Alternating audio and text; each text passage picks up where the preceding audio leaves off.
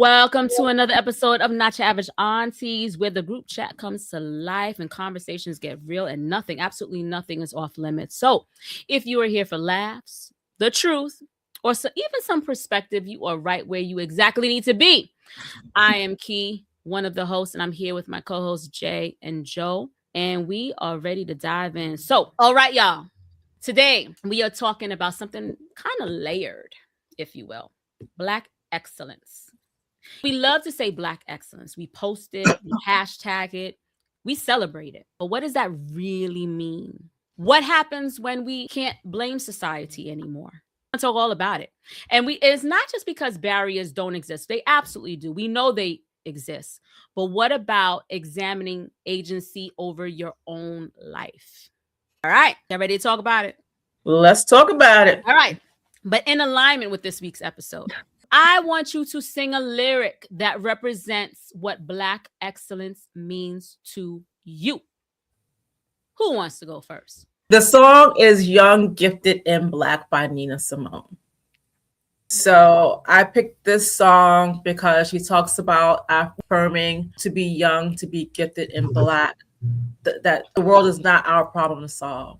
So there's opportunities out there for us to go and for us to go out there and grab them and let's get them. So Young, Gifted, and Black was my song that I chose. I don't like you. She stole my song as another one. Better have backups. That's what you need to do. Well, You can have the same song for a different reason. No, this just fell in line with what we was going to be talking about today. So that was the song I chose. I didn't have any lyrics behind it. It was just a song. all right. Well, I'll give you mine. And you know Okay. how I love to sing, but this one I don't have to sing because it is by Londrell, and it's called Vibrating Higher. So I've been raising my vibration, yoga, meditation, just sticking to the basics, living in a matrix. It's cynical and crazy. I've been swimming in amazement, writing all these verses, reversing all my curses, walking in my purpose and doing it on purpose. I'm sure, I'm certain, I'm pure, not perfect. I rise in service. And there's much more to it. One of my favorites, I was bumping that. It's all of 2020, and it's called Vibrating Higher. And the reason why I picked that song is because I think that's a great foundation to trying to be Black and excellent. I love it. What does Black excellence mean for you guys? We all know that it's subjective. It means different things to different people. But you know what? I'll give you mine.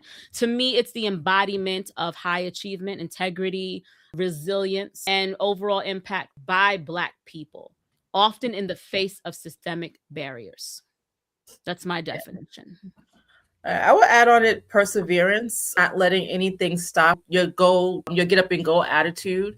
I think, and to your point, it's very subjective. So it's like, what's your value? What's your moral compass? What does that look like to you? What's that picture for you? Is it how you walk out the house every day and carry yourself with your head held high, not letting the outside world bring you down and all those kinds of things? So I think it's how it's a mental thing and it's a physical thing. I can add emotional too. It is because the pressures of excellence, you always having to be twice as good to be accepted, the degrees, the titles, being polished in public as well as around family and friends. That all plays a role in how people feel or how Black excellence is looked at. By some. I think historically, for sure, it meant overperforming, to your point, and being twice as good. I think that systemic barriers are absolutely real, as I mentioned earlier, but they do not fully determine outcomes. Do y'all agree or disagree? No, I agree with that. Sorry, say that again. I'm sorry. Systemic barriers are real, but they don't fully determine outcomes. They don't. I still think you are the ownership of your destiny, right? So I think if you do all the things that you can to the best of your ability and know that the work that you've put in, if you get there or don't get there sometimes, don't let that deter you. You have to keep going, and you may have to pivot, you may have to move and shake in a different way, and that's okay. I think that the racial wealth gap definitely exists, but I also think that people lean on that too much and use it as an excuse as to why they can't achieve wealth. Do y'all agree or disagree? I I agree. agree with that. I'll go back to the same response. You choose your destiny. You are the navigator with the good Lord up above, or whoever your higher power is. and how you get to your end goal, and what financial success looks like for one may not be the same for others. Absolutely. We have redlining, and even though historically that has been a thing to some degree today, we have redlining, so you couldn't buy in certain areas. We have employment discrimination that definitely happens. We have unequal school funding, especially if you live in an area that's less affluent. All of these document long-term impact on our community, but there's a personal decision that one has to make, and personal habits, and also making sure that you can develop certain networks and have certain disciplines where you can overcome those challenges. And we know this to be true because others have overcome those challenges. So Yeah. I still think that there are far too many of us that use it as an excuse. And then I also think that not enough of us that have overcome those challenges talk about how they did it to share so that others can. And so for those that are using the excuse, and for some that may not even be using it as an excuse, but just not doing anything, they're also not, to me, reaching out, exploring, having a level of curiosity to cross over that barrier. They just going with the flow, if you will. So you have the ones that say, these are the things that are stopping me. You have the ones to me that are just going with the flow and just riding the rails. And then you have those who are doing the thing, right? The ones that's in that middle, what are they doing to be? They may not agree with the people who say these things are still holding us back, but they're also not doing anything to get them to the next level. And they don't have the curiosity to do so, I think. So when do you stop surviving and start owning and believing in Black excellence? When you stop making them damn excuses. Basically. And I also think too, like, going back to the comment that you made, Janine, I think there's another bucket of individuals where they do try, but it's like they got one foot in and one foot out. So they try, but the moment you don't do things or they don't get it done the way they perceive it to be done, the man is against me. You gatekeep. They fall back into the first bucket. I had a person argue with me on Threads because somebody made a post that said, listen, if you're just meeting me, don't ask me. Like he basically said, if you're meeting me, I hate when people, we're in a networking event or maybe not, just in an event someplace, and someone says, what do you do and how much money you make? And he says, I have a problem with that. So a lot of people were chiming in, and she came in and she said, well, you're gatekeeping, and there's some of us that want to get to where you're at. So we ask these questions. So I responded and I said, there's nothing wrong with some people find it a little bit intrusive, even though it's so natural when someone's asked you, what do you do? But it is kind of intrusive. What do you do, but not what what do you do? But it's the how much you make. So and that's what I said. I said, but even sometimes it could be intrusive. So we going back on, some people were saying, when people ask me what I do, I say, I do my thing. And I laughed at that because sometimes some people can be, it's intrusive. And sometimes there's elements of shame by what they do. It's a whole bunch of different variables at play. Right. But what I basically commented, I said, listen, it can be intrusive. And as far as the money piece, a lot of that stuff is publicly available. So even if a person does disclose what they do, it's publicly available what salaries they can make. It was a lot of banter back and forth, or you gatekeep just because you made it, you don't tell me your salary. And here's my take on that what I personally make, how does that benefit you knowing that? If I say you can make in this role, you can make between X and X. I didn't gave you, I'm telling you, but how does it benefit you to know what I personally make? And I think that's a generational thing. It doesn't. Because that doesn't give you the skill set. It doesn't tell you what the qualifications are. That doesn't say this. I can be making whatever amount of money, because there are people who make money that's unqualified to make the money that they make sometimes. For sure. I believe it. For sure. Right? I don't think people asking how much you make, it dictates, unfortunately, how successful you are. So if you can make within this range, and you're not making even at the beginning part of that range, to them, you're not successful because you didn't make it in that bucket. That's one aspect of looking at it. But I guess my point is, to me, it doesn't serve a good purpose for me, even me asking someone else, how much do you make? My question would necessarily, if I really wanted to know, what do you do? You're pick a profession, right? You could be a neurosurgeon. First of all, it's not within me. I'm not going to say, well, how much you make?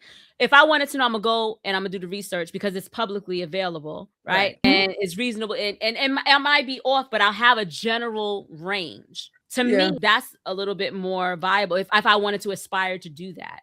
if I wanted to be deemed as successful. But me to know what someone personally makes to me, it serves me no value. Now, one person may argue, because I like to argue on both sides. Oh, but if they see another person of color, a Black person, and says, oh, I make X amount of money, it's inspirational to them. I understand that. Inspiration is one thing, but the way it was prefaced was, what do you do? How much you make? Because I want to get there. That doesn't get you there. Agree. I agree. That has nothing to do with aspiration. That's like, to me, if you think by asking me that question is going to get you to be what I am and do what I do and make what I make, you're sadly mistaken. So that's the thing. And whoever you was arguing with and whoever asked the damn question just missed the boat completely, because that's not it. Yeah, no, I resolved to the fact that that person doesn't, even though I explained it in a way, it's publicly available, and what I make serves you no purpose. Like, if I'm telling you can be in this range, I'm giving you the information that you have, that you know, that now you can work with that. But you knowing what I personally make, it's other than a person being nosy, it doesn't serve any value or benefit you, and it doesn't certainly benefit me. And there's no gatekeeping there, because I'm giving you what you want. It's just, again, back to our point, I'm giving you the information you want. It's not packaged up the way you want it. That's why that person said, oh, you gatekeep. So they went right back into that other bucket, you see, instead of taking it and saying, oh, actually, I could. And I actually gave a different way of perspective, even though it's subliminal. You can ask, what salary range for a role like that? There's different ways. Again, a lot of times, if we don't package things up in the way that people want it, you wrong. That goes back to the thing about accountability. They don't want to be accountable. They want somebody else to do it. They want somebody else to get the information as opposed to going out and seeking it yourself. And to me, that is the difference. I think the topic is back excellence versus accountability. They don't want to be accountable enough. They want to say, you are gatekeeping because you won't give me the information that I'm asking for, instead of saying, oh, this is what you do? Great. Like you said, go out and do the research yourself, because at the end of the day, once you figure out all the work that they had to do to get there, you may not want to do that. So you're good, because I probably wouldn't even entertain to chat. That question shouldn't even been asked. If you're at a networking event, just you telling them what you do should be enough. Why are we talking about money right now? Again, we're just trying to get to know each other. Why are you asking me? That's weird. I know. People are just weird. And I think they do weird things. We know that. And when we're on social media, we get all different types of weirdness. I even said, I think it's weird that you would ask someone, and she said, I think it's weird that you would gay blah blah. And I'm just like, all right, we can go down that. And you know me, I don't get fazed by any. To your point, Jay, I'm ready for it. You know? So I think we do have systemic barriers, and it's part of the system, right? Yeah.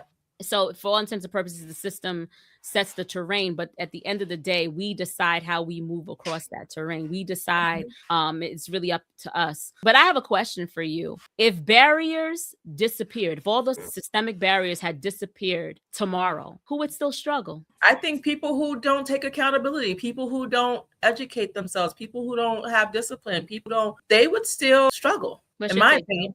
No, I agree with her. If you're not going to put in the work to know more about a profession or whatever it is you're trying to get into, or whatever it is you want to be successful in, if you don't take the time or the patience to learn your craft. And I'm just talking about any systemic barrier, whether it's buying a house, redlining, employment discrimination, unequal school funding. I'm talking about, and that's just a small piece of what we're up against as Black people.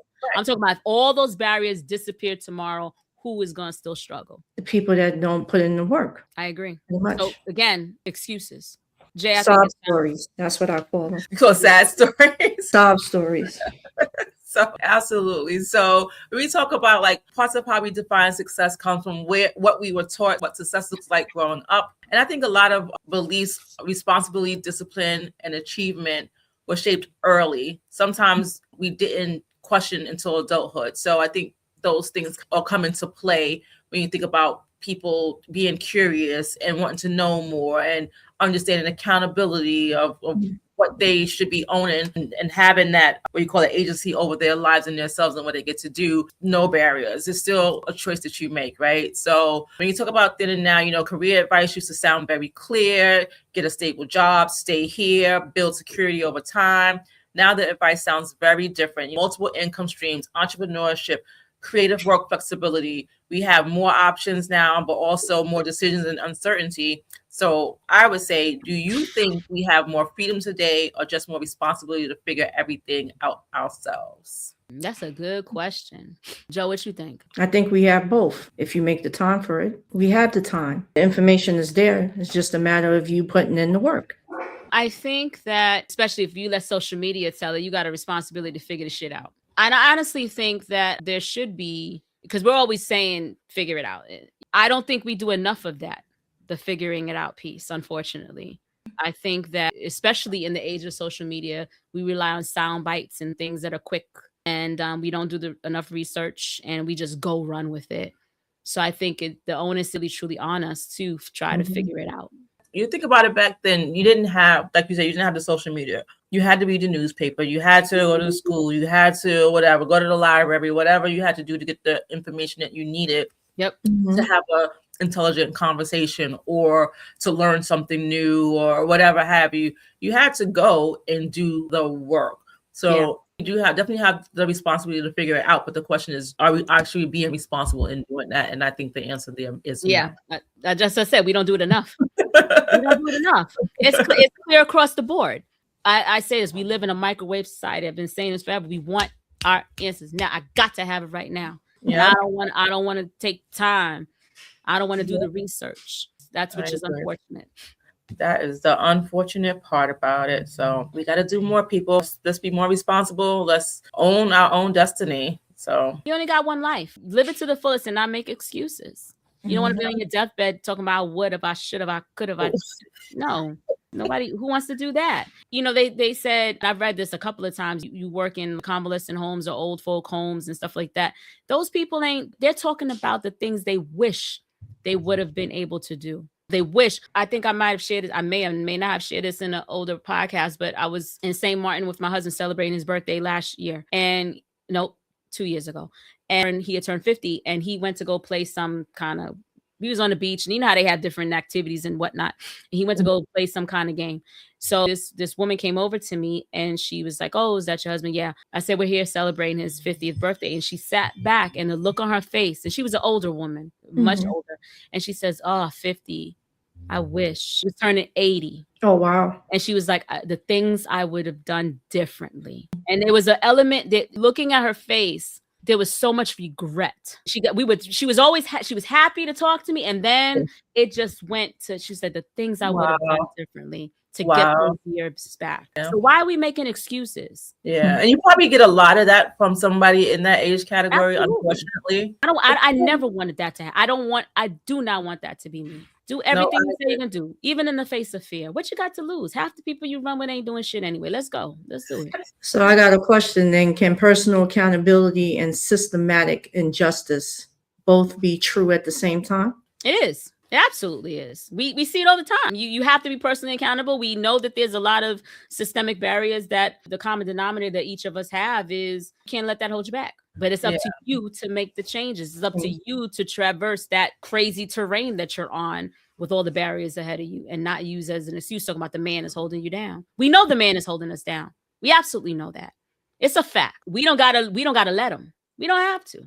But it's up to us to believe that. I guess so. Even though there's a systematic war and there's a personal ceiling there, Black excellence to us or to anyone it's not perfection. So it's resilience plus responsibility. And at some point you have to ask, am I fighting the system or am I avoiding doing the work? Well, I think you're fighting the system, but if you're avoiding doing the work while fighting the system, where's going to get you? You ain't getting nowhere. So with that, the system can be unfair and you still have room to improve. Accountability is not betrayal. It's your power. So you have to put in the work if you want to see change. Absolutely. You can't let these barriers hold you back. No more excuses. Absolutely. 100%. All right. Aunties Court in session. Let's go. Welcome to Aunties Court. Court is now in session. All right. Court is now in session. Aunties providing the case of the people versus disinformation. Today's case in the matter of social media versus sovereignty. The charge is that foreign operatives are often impersonating Black women online. Mm-hmm. They're influencing conversations, they're shaping narratives, and potentially suppressing political engagement. Let's run the tape. I want to understand how foreign adversaries or foreign operatives could be playing in our social media ecosystem. And I want to read 2 tweets that stopped me in my tracks. So the first tweet said, "Let's be real, our hair is always political." That's a comment I can actually relate to. The second tweet, "Power to the people. We have to grow up. We have to wise up. We don't have any other choice this time but to boycott the election. This time we choose between 2 races. No one represents Black people." Who wrote those tweets?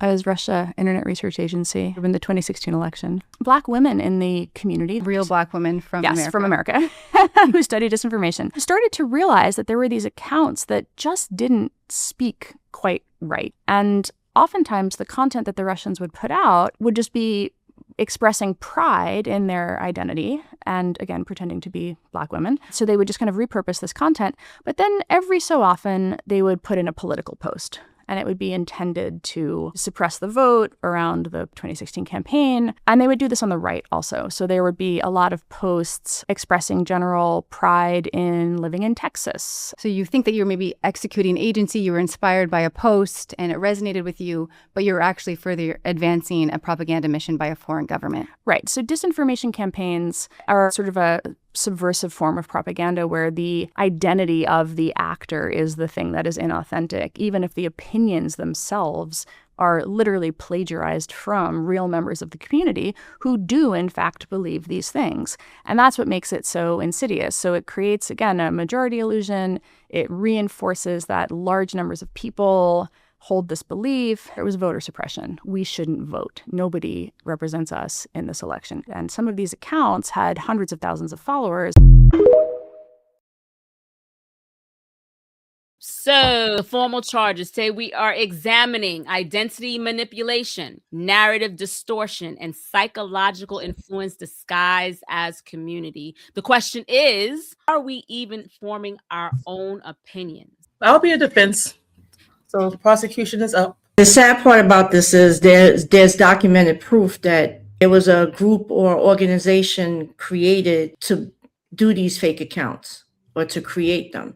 And all it did was, the primary goal of it was to increase division, distrust, and conflict within Black women or the Black community in the United States. And just around election, and I just can't understand why none of this has been fought or brought up at all. The fact that they were even able to do that and there's no repercussions behind it is just beyond me. It shouldn't have never happened. And the fact that it did and no one is saying anything about it is sad. And we really do need, I agree with the woman we really need to boycott the election at some point. It has to happen now because they're doing everything humanly possible now to eliminate Black voters, period. And the fact that they did this to do all this within our community and put us against each other, that needs to stop. Well, I think what you just said played into exactly what they did. They wanted to suppress our vote. So when you say boycott, that's exactly what they wanted.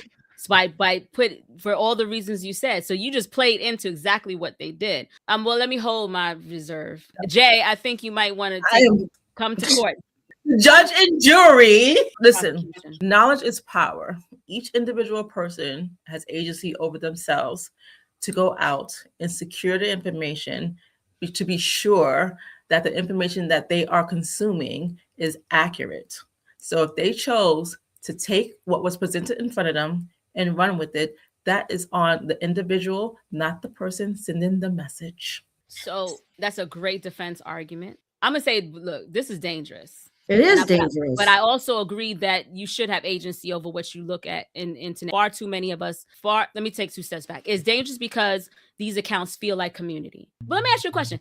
When you going through social media, how many times have you liked something because something resonated well with you? But did you actually go to their profile and see where it was created? Be honest. Depending on the information I'm looking at. You really went to the profile. Go to research. You went to the profile, not just to look at the profile, to see where it was created, because you can do that.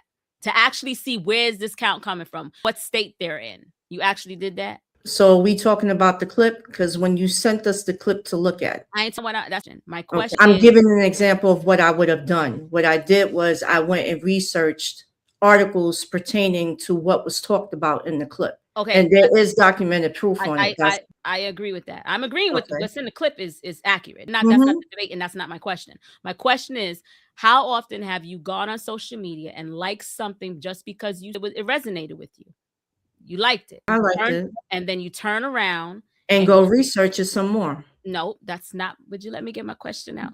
How often have you gone on social media and you find something that resonated with you and you liked it, and then you turned around and went to their profile, but not only go to the profile just to view the profile, go and see where that account was originated? No, not all the time I've done that. Not all the time. I mean, let's be honest. I've done it a few times, but now I don't do it. That's not the majority. I just look to see if the information they're putting out there is accurate. Only reason why I'm challenging it is because, Jenny, how often you have gone to see where it was created? I have never gone to see where the account was created. I do go and look at the profile pictures. Well, first of all, I always read the caption. I'm not like something just because it's a video that I see. So I always read the caption. I have never gone to see where the account is originated from. I do go look at just for consistency of what they're posting. But I don't follow, my algorithm does not show me a lot of this political BS because I don't subscribe to it. I don't engage in it. So the things that I do engage in and follow, I feel comfortable enough to know that I'm not falling down a rabbit hole or a trap of something and liking something that's totally against what I believe. To answer your question, I have never gone to look to see where the account was originated. So that's why I said, let's be honest. Because it's one thing to go to a profile, but it's another thing to actually go to see whether the account is where they live at. Texas. I normally do that. I will do that part. Yes. When you go on their profile, it tells you where they're from. Give an example. I see something that I like, and I may want to go and frequent that store, or go to the store, or go to wherever they're located. Talking about a store. I'm talking about stuff. It's not right or wrong. This is not a right or wrong thing. My point is that most people don't. And I don't generalize, but let's be clear. We ain't doing that shit.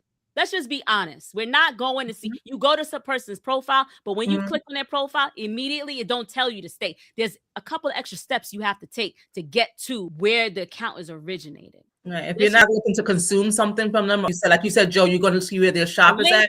You're not going to know. Because that tells you what state they're in. So no, but forget the link. The link is on the profile, but that's not where you find where the account was originated. Right. And most of us are not doing that.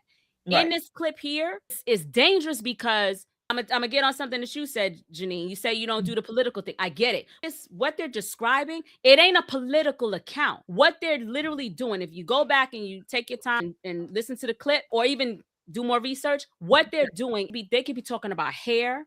They could be talking about anything that's Black woman related, fashion, gardening. They put all that crap out. So it feels like community. It feels safe. You like what they're doing. And then one day, all of a sudden, they're talking about Trump. One day, all of a sudden, they're talking about Biden. Then they go right back into the hair. And so it feels, it's strategic. And that's why it's dangerous. And most of us, if we like, to your point, I do the same thing you do, Jay. I go through their page and see if it was consistent. 9 times out of 10, I may have missed that, put all this fashion and missed that political shit.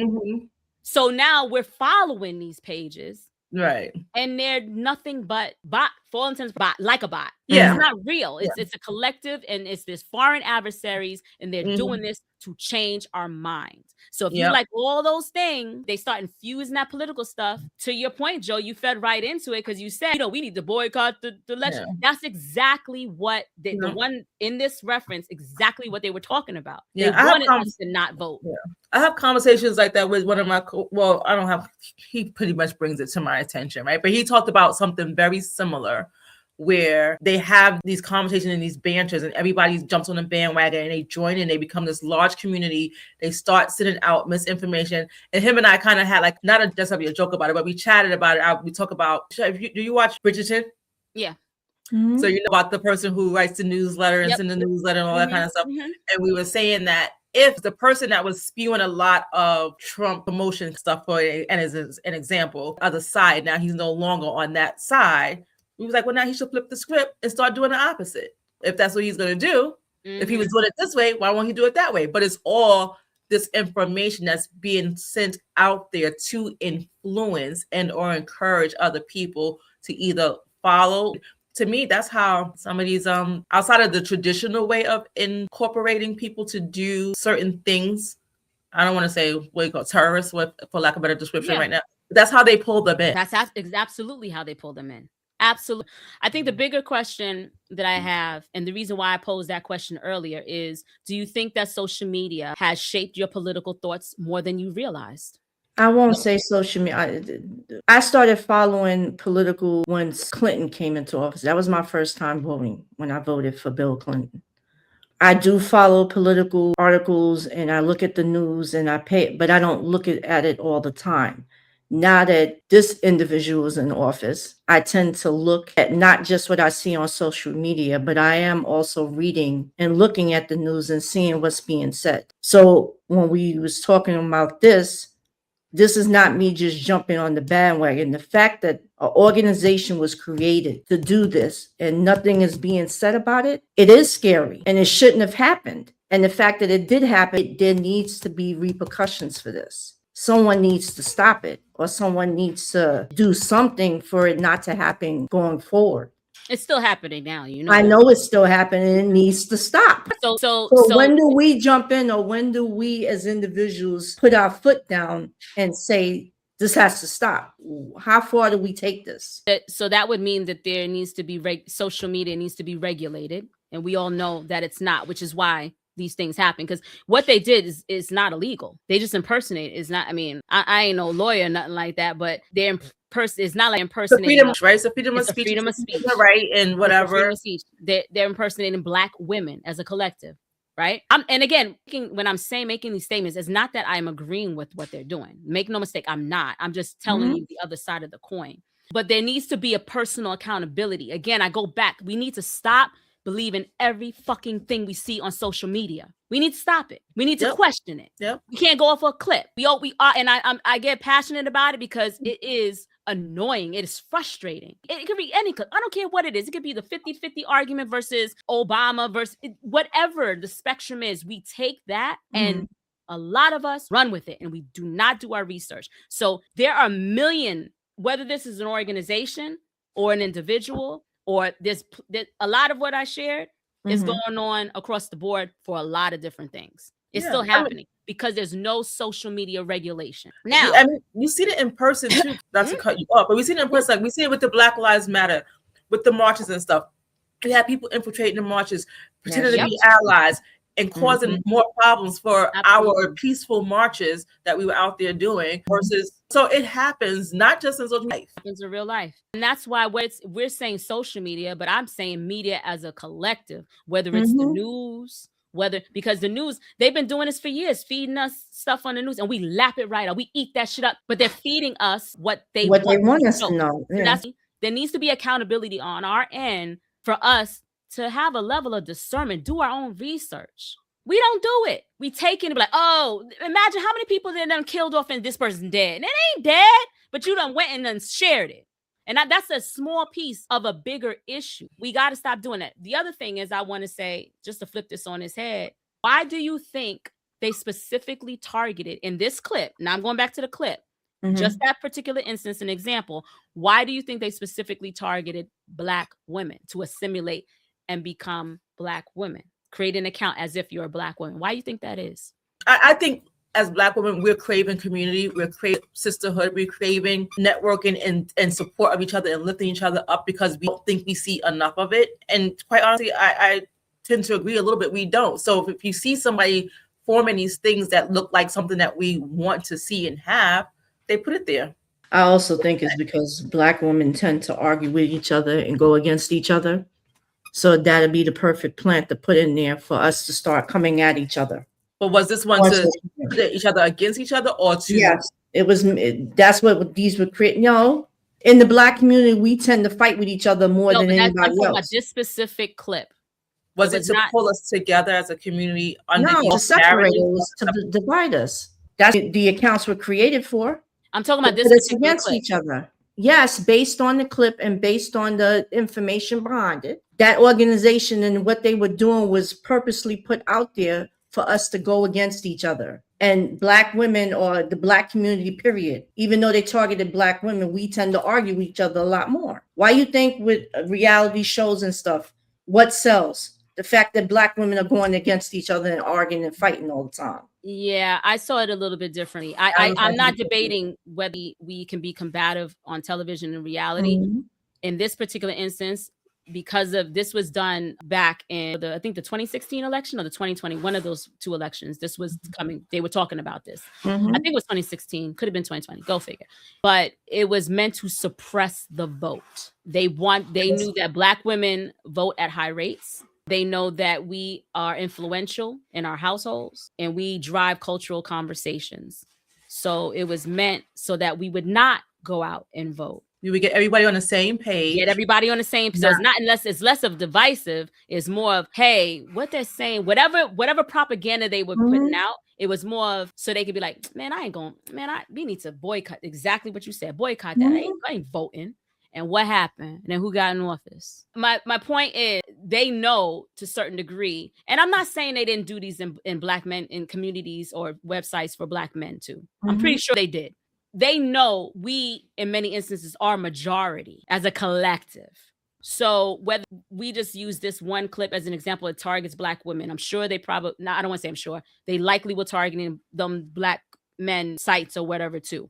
Either way, if you influence Black people, you can influence an ecosystem to suppress the vote. Just saying. I feel like this was 2016 because I feel more people came out in 2020. I could be wrong. But the point being, and I guess the issue, if we want to do a verdict really quickly, and I think we all have the same thing, but is it the fact that these organizations are guilty because of serious manipulation, not guilty because of overstated fear, or is it a gray area? Yeah, it's real, but it's not really dominant. No, they're guilty. I say they're guilty for their intent and what they did and the outcome. They succeeded in what they were going to do, but I still hold the people accountable for not doing their due diligence. Look, people, disinformation is real, but equally your agency over your life and your brain and how you think is real. And discernment, although a lot of people don't exercise a lot of discernment or critical thinking skills, it needs to be a critical skill. So, as always, your growth is valid. Your journey is yours. It's never too late to choose yourself. If anything that we talked about got a little heated, a little spicy, but if it resonates with you, friend and tell a friend, share this episode. Do us a favor, subscribe. And if you have anything that you want to share with us, you can drop it in the comments. Alternatively, you can send us an email at NYAAPOD. So that's NYAAPod, the number 1 at gmail.com. We certainly appreciate you tuning in. Thank you for listening. Thank you for watching. Peace.